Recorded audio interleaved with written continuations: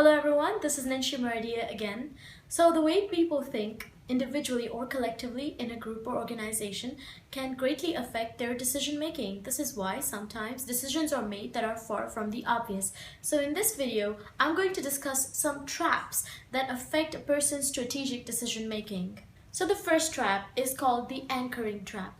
Well, the anchoring trap refers to the first option that we get, if we really like this option, any options that we get afterwards, we're not so intent on it. And this is human nature. Even when we go shopping, if you see something really nice, even if it's expensive, you can't afford it, but you see other options after that, you're not going to like the next ones. So this is the bias towards the first piece of information that we receive. The second type of trap is called status quo trap. So this trap is basically when an individual or a group is resistant to change or is not willing to accept newer ideas or changes. The third type of trap is called the sunk cost trap.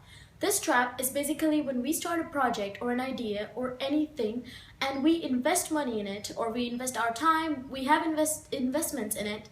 However, the project does not work out, but it's not easily modifiable. So what happens is you do not want to back out even when you know the project is not working.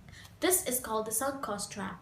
The fourth trap is called the confirming evidence trap. You may also know this as confirming bias. So this trap is basically when you have an idea or theory and you just look for information that might prove or support your own idea instead of opening up your mind to different or newer ideas.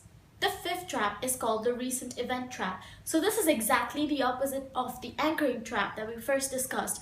In the recent event trap, whatever you have last seen, the last piece of information or event that you have seen, you feel a bias towards it. It's just human nature. For example, if you're watching a TV show and you're seeing dance performances, if there's an excellent performance at the end of the show, you're likely to forget all the ones you watched before it.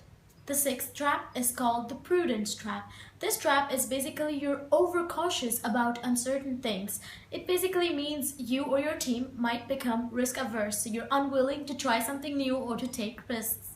The seventh trap is called the framing trap. The framing trap basically means that the problem or situation itself is represented incorrectly. Most of the times this trap is unintentional, but it can create a great waste of resources. The last trap is the overconfidence trap. Well, this does not require much of an explanation. I'm sure you all know what overconfidence is.